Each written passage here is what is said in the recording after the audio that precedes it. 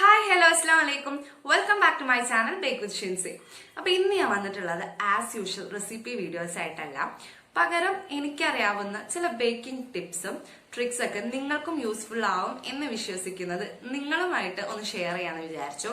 ഇപ്പൊ ലോക്ക്ഡൌൺ ആയതുകൊണ്ട് എല്ലാവരും കുക്കിങ്ങിലാണ്. കുട്ടികളാണെങ്കിലും അല്ലാത്തവരും ഈവൻ കുക്കിംഗ് ഇഷ്ടപ്പെടാത്തവർ പോലും ഇപ്പൊ കുക്കിങ്ങിലാണ്. അപ്പൊ എല്ലാവർക്കും ഹെൽപ്ഫുൾ ആവും എന്ന് ഞാൻ വിശ്വസിക്കുന്നു. അപ്പൊ നമുക്ക് എന്തായാലും വീഡിയോയിലേക്ക് പോവാം.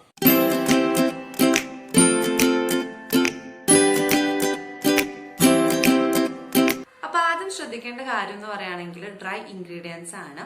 യൂസ് ചെയ്യുന്ന ഡ്രൈ ഇൻഗ്രീഡിയൻസ് ഒക്കെ തന്നെ ഒരു 3 തവണയെങ്കിലും അരിച്ചിട്ട് വേണം യൂസ് ചെയ്യാൻ. ഇങ്ങനെ ചെയ്യുന്നത് എന്തിനാന്ന് വെച്ചാൽ കേക്ക് നല്ല സോഫ്റ്റ് ആയിട്ട് കിട്ടാൻ വേണ്ടിയിട്ടാണ് ഇങ്ങനെ ചെയ്യുന്നത്. പിന്നെ അതുപോലെ തന്നെ യൂസ് ചെയ്യുന്ന ബേക്കിംഗ് സോഡ, ബേക്കിംഗ് പൗഡർ എപ്പോഴും ഇത് രണ്ടും നല്ല ഫ്രഷ് ആയിട്ട് തന്നെ യൂസ് ചെയ്യാൻ ശ്രമിക്കുക.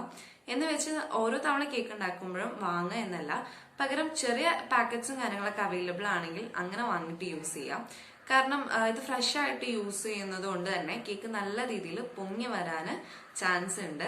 അപ്പൊ യൂസ് ചെയ്യുമ്പോൾ നല്ല ഫ്രഷ് ആയിട്ടുള്ളത് തന്നെ യൂസ് ചെയ്യാം. അപ്പൊ നോർമൽ ആയിട്ട് ഒരു കേക്ക് ഉണ്ടാക്കുമ്പോൾ യൂസ് ചെയ്യുന്ന ഇൻഗ്രീഡിയൻസ് ഒക്കെയാണിത്.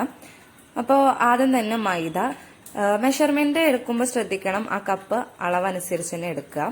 പിന്നെ റൂം ടെമ്പറേച്ചറിലുള്ള എഗ്ഗ് യൂസ് ചെയ്യാൻ ശ്രമിക്കണം.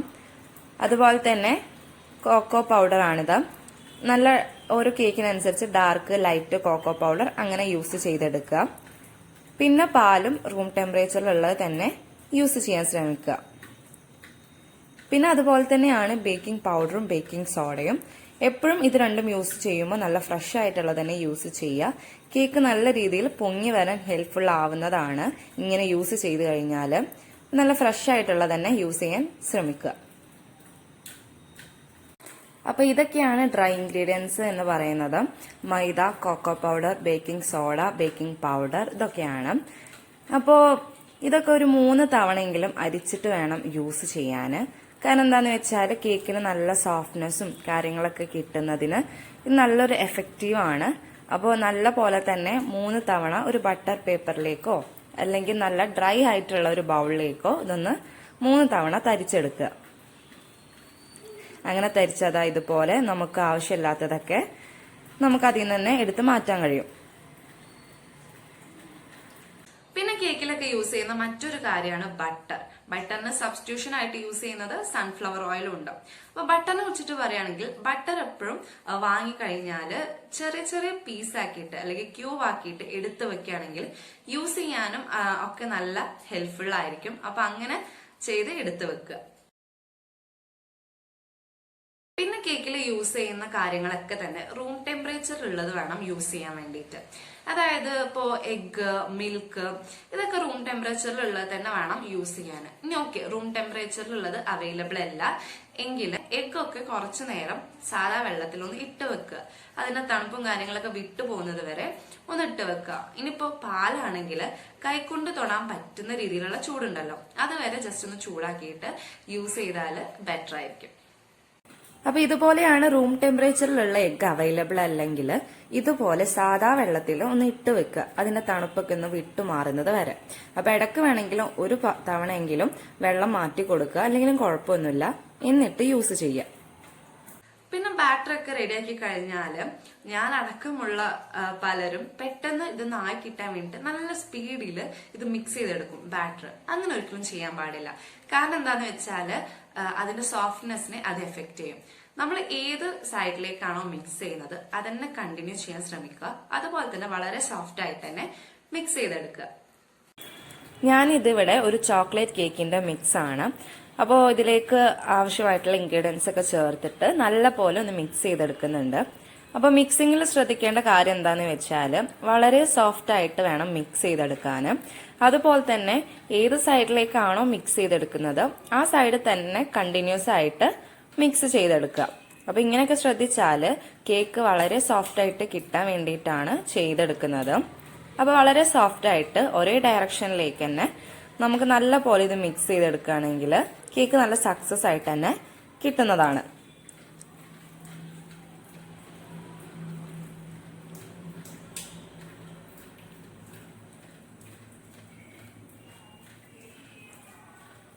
പിന്നെ ശ്രദ്ധിക്കേണ്ട കാര്യം എന്ന് പറഞ്ഞാൽ ബാറ്റർ ഒക്കെ റെഡി ആയി കഴിഞ്ഞാൽ പിന്നെ മോൾഡിലേക്ക് ഒഴിക്കണം. അപ്പൊ മോൾഡിന് ശ്രദ്ധിക്കേണ്ടത് ബട്ടർ പേപ്പർ വെക്കാനും അതുപോലെ തന്നെ പാൻ നല്ല രീതിയിൽ ഗ്രീസ് ചെയ്തെടുക്കാനും മറക്കരുത്. അപ്പൊ മോൾഡിലേക്ക് ബാറ്റർ ഒഴിക്കുമ്പോൾ പകുതി മാത്രം ഒഴിക്കുക. കാരണം നമുക്ക് എല്ലാവർക്കും അറിയാം കേക്ക് പൊങ്ങി വരുന്നതാണ്. അപ്പൊ ബാറ്റർ കൂടിപ്പോയാൽ ഓവർഫ്ലോ ആയിട്ട് മോൾഡിൽ നിന്ന് അധികമായിട്ട് പോകും. അപ്പൊ അങ്ങനെ ഇല്ലാതിരിക്കാൻ വേണ്ടിയിട്ടാണ് മോൾഡിന്റെ പകുതി മാത്രം ബാറ്റർ ഒഴിക്കുക. അങ്ങനെ കേക്ക് ബാറ്റർ ഒക്കെ റെഡി ആയി കഴിഞ്ഞാൽ പിന്നെ മോൾഡിലേക്ക് ട്രാൻസ്ഫർ ചെയ്യണം. അപ്പൊ അതിന് വേണ്ടിയിട്ട് ആദ്യം തന്നെ മോൾഡ് സെറ്റ് ചെയ്തെടുക്കണം. അപ്പൊ ഞാനിവിടെ മോൾഡ് ഏത് ഷേപ്പിലാണോ ആ ഷേപ്പിൽ ബട്ടർ പേപ്പർ കട്ട് ചെയ്തിട്ട് എപ്പോഴും വെച്ചു കൊടുക്കുക. കേക്ക് നല്ല പെട്ടെന്ന് തന്നെ അതിൽ നിന്ന് എടുക്കാൻ വേണ്ടിയിട്ട് ഇത് ഭയങ്കര ഹെൽപ്ഫുൾ ആണ്. അപ്പൊ ആദ്യം ബട്ടർ പേപ്പർ വെക്കുന്നതിന് മുന്നും അതുപോലെ തന്നെ ബട്ടർ പേപ്പർ വെച്ചു കഴിഞ്ഞിട്ടും ഇതുപോലെ സൺഫ്ലവർ ഓയിൽ വെച്ചിട്ട് പാൻ ഒന്ന് ഗ്രീസ് ചെയ്തെടുക്കണം. അപ്പൊ നല്ല പോലെ സൈഡും അതുപോലെ തന്നെ ബേസും നല്ല പോലെ ഗ്രീസ് ചെയ്തതിന് ശേഷം കട്ട് ചെയ്ത് വെച്ചിട്ടുള്ള ബട്ടർ പേപ്പർ വെച്ചു കൊടുക്കുക. അപ്പൊ വെച്ച് കൊടുത്തിട്ട് നല്ല പോലെ തന്നെ അതൊന്ന് പ്രസ് ചെയ്ത് എല്ലാ സൈഡിലേക്കും ആക്കി കൊടുക്കണം. എന്നിട്ട് നേരത്തെ ചെയ്ത പോലെ തന്നെ വീണ്ടും ഓയിൽ വെച്ചിട്ട് ഒന്ന് ഗ്രീസ് ചെയ്തെടുക്കുക. അപ്പൊ സൺഫ്ലവർ ഓയിൽ യൂസ് ചെയ്യാം, അതുപോലെ തന്നെ ഗീ ആയാലും യൂസ് ചെയ്യാം.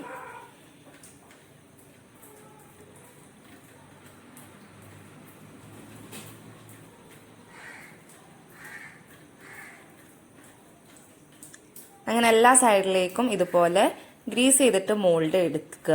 എന്നിട്ട് വേണം ഇതിലേക്ക് ബാറ്റർ ഒഴിച്ചു കൊടുക്കാൻ വേണ്ടിയിട്ട്.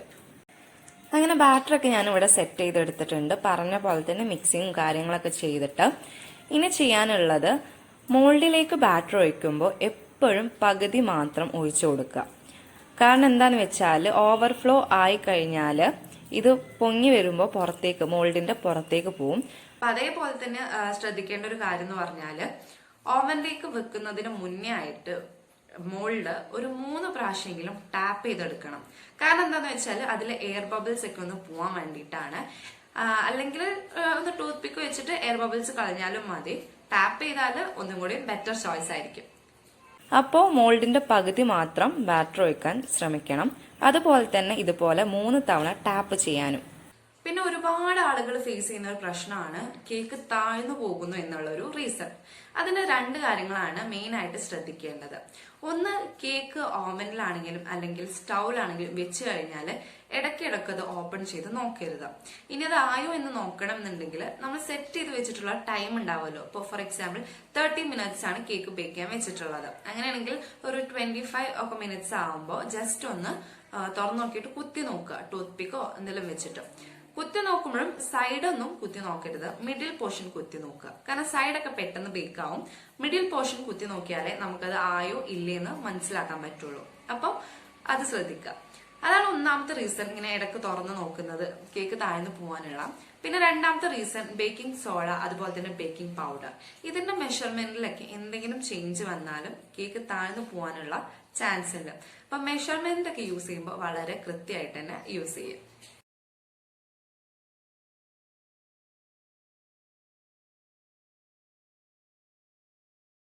അപ്പോൾ ഇതുപോലെ കേക്ക് ആയോ എന്ന് നോക്കാൻ വേണ്ടിയിട്ട് ഇതുപോലെയുള്ള ടൂത്ത് പിക്കോ സ്റ്റിക്കോ വെച്ചിട്ട് സെന്റർ പോർഷനിൽ തന്നെ കുത്തി നോക്കണം. സൈഡൊക്കെ പെട്ടെന്ന് ബേക്ക് ആവുന്നത് കൊണ്ട് സൈഡിലല്ല, പകരം സെന്ററിലാണ് കുത്തി നോക്കിയിട്ട് നോക്കേണ്ടത്.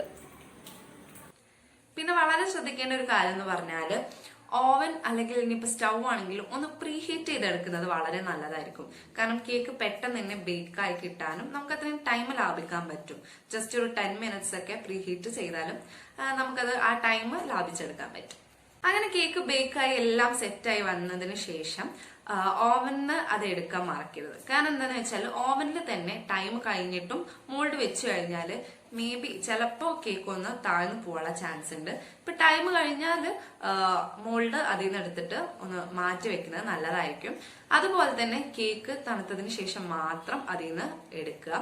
അപ്പൊ നമുക്ക് അതായിരിക്കും നല്ലൊരു ഓപ്ഷൻ എന്ന് പറയുന്നത്. കാരണം എന്താണെന്ന് വെച്ചാല് കേക്ക് തണുത്തതിന് ശേഷം എടുക്കുകയാണെങ്കിൽ പെട്ടെന്ന് തന്നെ അത് ഈസി ആയിട്ട് തന്നെ ബട്ടർ പേപ്പറൊക്കെ വെച്ചത് കൊണ്ട് തന്നെ വളരെ ഈസി ആയിട്ട് നമുക്ക് അതിൽ നിന്ന് എടുക്കാൻ പറ്റും. അപ്പൊ ഏതൊരു കാര്യമാണെങ്കിലും ടൈം മാനേജ്മെന്റ് ഉണ്ടാവുന്നത് വളരെ നല്ലൊരു കാര്യമാണ്, അല്ലെ? അപ്പൊ ഈ കേക്ക് ഒക്കെ തണുത്ത് വരുന്ന ആ ഒരു ടൈമിൽ നമുക്ക് ഷുഗർ സിറപ്പ് ഉണ്ടാക്കിയെടുക്കാം. അപ്പൊ ഷുഗർ സിറപ്പ് എന്ന് പറഞ്ഞാൽ എല്ലാവർക്കും അറിയാം. അപ്പൊ ഞാനൊക്കെ യൂസ് ചെയ്യുന്നത് ചെറി സിറപ്പാണ്. ചെറി സിറപ്പ് യൂസ് ചെയ്യുമ്പോൾ ആ കേക്കിന്റെ റിച്ച്നെസ്സും ഫ്ലേവറും ഒക്കെ ഒന്ന് ഇമ്പ്രൂവ് ആയിട്ട് നമുക്ക് മനസ്സിലാവും. അപ്പൊ ചെറി സിറപ്പ് പറഞ്ഞാൽ കാര്യമായിട്ട് പരിപാടിയൊന്നുമില്ല. യൂസ് ചെയ്യുന്ന ഷുഗർ സിറപ്പിലേക്ക് ചെറി ജസ്റ്റ് കട്ട് ചെയ്തിട്ട് എടുക്കുക. അതന്നെയാണ് അതിന്റെ സിറപ്പാണ് ചെറി സിറപ്പ് എന്ന് പറയുന്നത്. അപ്പൊ ഈ വൈറ്റ് ഫോറസ്റ്റ് പോലുള്ള കേക്കുകളിലൊന്നും ചെറി സിറപ്പ് യൂസ് ചെയ്യാറില്ല. യൂസ് ചെയ്യുന്ന മറ്റ് കേക്കുകളിലൊക്കെ നല്ലൊരു റിച്ച്നെസ് നമുക്ക് ഫീൽ ചെയ്യും. ഇനി ചില കേക്കുകളുണ്ട് സ്പൈസസ് ഒക്കെ ആഡ് ചെയ്യുന്ന കേക്കുകൾ, അതായത് പ്ലം കേക്ക് ഒക്കെ പോലെ പട്ട, കറാമ്പു അങ്ങനത്തെ സ്പൈസസ് കാര്യങ്ങളൊക്കെ ആഡ് ചെയ്യുമ്പോൾ ശ്രദ്ധിക്കേണ്ട കാര്യം എന്താണെന്ന് വെച്ചാൽ അതൊക്കെ ജസ്റ്റ് ഒന്ന് ചൂടാക്കിയതിനു ശേഷം പൊടിച്ചെടുത്തിട്ട് ആ പൗഡർ യൂസ് ചെയ്യുന്നതാവും ഒരു ബെറ്റർ എന്ന് പറയുന്നത്. അപ്പൊ കേക്ക് ഒക്കെ സെറ്റ് ആയി കഴിഞ്ഞാൽ പിന്നെ ഡെക്കറേഷനിൽ വരുന്ന ഫസ്റ്റ് ഓപ്ഷൻ എന്ന് പറയുന്നത് വിപ്പിംഗ് ക്രീമാണ്. അപ്പൊ വിപ്പിംഗ് ക്രീമും വിപ്പ് ചെയ്യുമ്പോൾ ചില കാര്യങ്ങളൊക്കെ ഒന്ന് ശ്രദ്ധിക്കാനുണ്ട്. വിപ്പിംഗ് ക്രീം ചിലപ്പോൾ നമ്മൾ സ്റ്റോറിൽ നിന്നൊക്കെ വാങ്ങുമ്പോൾ നല്ല ഐസായിട്ടാവും കിട്ടുക. ഒന്ന് മെൽറ്റ് ചെയ്യുന്നത് വരെ വെയിറ്റ് ചെയ്യുക. കാരണം നമ്മുടെ മെഷർമെന്റും കാര്യങ്ങളൊക്കെ ഒന്ന് തെറ്റാതിരിക്കാനും അധികം ആവാതിരിക്കാനും ഒക്കെ നല്ലൊരു ചോയ്സ് ആണ്. അപ്പൊ മെൽറ്റ് ആയി കഴിഞ്ഞാലും ഇനി ഇത് വിപ്പ് ചെയ്യാൻ ഉദ്ദേശിച്ചിട്ടുള്ള ബൗള്, അതുപോലെ തന്നെ വിപ്പിംഗ് ബൗള് ആയാലും അതുപോലെ തന്നെ ബീറ്ററിന്റെ സ്റ്റിക്ക് ഉണ്ടല്ലോ, അതൊക്കെ ഒന്ന് തണുപ്പിച്ച് എടുക്കുന്നത് നല്ലതായിരിക്കും. പെട്ടെന്ന് ബീറ്റ് ചെയ്യാൻ ഇത് ഹെൽപ്ഫുൾ ആയിരിക്കും. അപ്പൊ നേരത്തെ ഇതൊക്കെ ഒന്ന് ഫ്രിഡ്ജിലേക്ക് സെറ്റ് ചെയ്ത് വെക്കുക. അല്ലെങ്കിൽ ചെയ്യേണ്ട എന്താന്ന് വെച്ചാൽ ഒരു ബൗളിലേക്ക് നല്ല തണുത്ത ഐസ് അതുപോലെ തന്നെ വെള്ളം ഒക്കെ ചേർത്തിട്ട് വിപ്പ് ചെയ്യാൻ ഉദ്ദേശിച്ചിട്ടുള്ള ബൗൾ ഇതിലേക്ക് ഇറക്കി വെച്ചിട്ട് ബീറ്റ് ചെയ്താലും നല്ല ഫ്ലഫി ആയിട്ട് തന്നെ നമുക്കിത് ബീറ്റ് ചെയ്തെടുക്കാം. പിന്നെ കേക്ക് ഡെക്കറേഷനൊക്കെ യൂസ് ചെയ്യുന്ന വിപ്പിംഗ് ക്രീം വിപ്പ് ചെയ്യുമ്പോഴും ശ്രദ്ധിക്കേണ്ട ചില കാര്യങ്ങളൊക്കെ ഉണ്ട്. അപ്പൊ അതൊക്കെ ക്ലിയർ ചെയ്താൽ തന്നെ നമുക്ക് നല്ല ഫ്ലഫി ആയിട്ട് തന്നെ വിപ്പിംഗ് ക്രീം വിപ്പ് ചെയ്തെടുക്കാൻ പറ്റും. ആദ്യം തന്നെ നല്ല മെൽറ്റ് ആയതിനു ശേഷം മാത്രം ഇത് മെഷർ ചെയ്തിട്ട് വിപ്പ് ചെയ്തെടുക്കുക. എഗ്ഗ് ഒക്കെ യൂസ് ചെയ്തിട്ടുള്ള പല കേക്കിനും ചിലപ്പോൾ നമുക്ക് തോന്നാറുണ്ടല്ലേ ഈ എഗ്ഗിന്റെ സ്മെല്ല് വല്ലാതെ ഫ്ലേവറിൽ വരുന്നുണ്ട്, അതെന്താ അങ്ങനെയെന്നൊക്കെ. അത് കാരണം എന്താന്ന് വെച്ചാൽ നല്ല പോലെ ബീറ്റ് ചെയ്യാത്തത് കൊണ്ടാണ്. അപ്പൊ എഗ്ഗ് ഒക്കെ ബീറ്റ് ചെയ്യുമ്പോൾ ആ ഫ്ലഫിനെസ് വരുന്നത് വരെ നല്ല പോലെ തന്നെ ബീറ്റ് ചെയ്തെടുക്കണം. അതുപോലെ തന്നെ വാനില എസെൻസ് ആഡ് ചെയ്തിട്ട് ബീറ്റ് ചെയ്യുകയാണെങ്കിൽ നമുക്ക് ഇതിൽ നിന്ന് ഒന്നും കൂടി മച്ച് ബെറ്റർ ആയിട്ട് കിട്ടുന്നതാണ്. അപ്പൊ നന്നായിട്ട് തന്നെ ബീറ്റ് ചെയ്തിട്ട് യൂസ് ചെയ്യുകയാണെങ്കിൽ ഈ പ്രശ്നം നമുക്ക് അവോയ്ഡ് ചെയ്യാൻ പറ്റും. അപ്പൊ ഇതുപോലെ കേക്കിന് ആവശ്യമായിട്ടുള്ള എഗ്ഗ് ഒരു ബൗളിലേക്ക് പൊട്ടിച്ച് ഒഴിച്ചു കൊടുത്തിട്ട് ആദ്യം നല്ല പോലെ തന്നെ ഒന്ന് മിക്സ് ചെയ്തെടുക്കാം. പിന്നെ ആവശ്യത്തിനുള്ള വാനില എസെൻസും കൂടെ ചേർത്തിട്ട് നല്ല പോലെ ബീറ്റ് ചെയ്തെടുത്തിട്ട് യൂസ് ചെയ്യാം. അപ്പോൾ ഏതൊരു കേക്ക് ബേക്ക് ചെയ്യുമ്പോഴും മെഷർമെന്റ് എന്ന് പറയുന്നത് കറക്റ്റ് ആയിരിക്കണം. അല്ലെങ്കിൽ ചിലപ്പോൾ കേക്ക് താഴ്ന്നു പോവുക, വിണ്ട് കയറുക എന്നുള്ള ചാൻസ് ഒക്കെ കൂടുതലാണ്. അപ്പൊ ഞാനിവിടെ യൂസ് ചെയ്യുന്ന മെഷറിംഗ് കപ്പുകളും അതുപോലെ തന്നെ സ്പൂണുകളുമാണിത്. ഏത് യൂസ് ചെയ്യുകയാണെങ്കിലും, അതായത് ഏത് മെഷറിംഗ് കപ്പ് യൂസ് ചെയ്യുകയാണെങ്കിലും അതിന്റെ ബാക്കിയുള്ള മെഷറിംഗ് കപ്പും കാര്യം തന്നെ യൂസ് ചെയ്യുക. അങ്ങനെയാണെങ്കിൽ നമുക്ക് മെഷർമെന്റ് സെയിം ആയിട്ട് തന്നെ എടുക്കാൻ പറ്റും. അപ്പോൾ ഇവിടെ വന്നിട്ട് ഒരു കപ്പ് അതുപോലെ തന്നെ ഹാഫ് ഒക്കെ വരുന്ന കപ്പും കാര്യങ്ങളൊക്കെയാണിത്.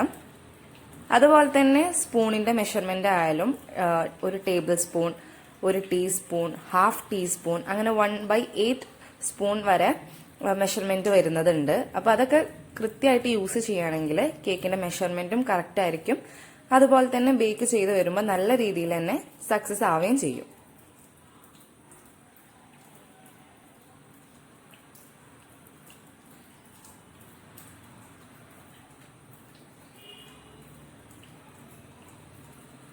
അപ്പൊ ഇത്രയും കാര്യങ്ങളേ ഉള്ളൂ. ഞാൻ പറഞ്ഞിട്ടുള്ള 10-11 പോയിന്റ്സ് ശ്രദ്ധിച്ചാൽ തന്നെ നല്ല രീതിയിൽ നമുക്കൊരു കേക്ക് ബേക്ക് ചെയ്തെടുക്കാം.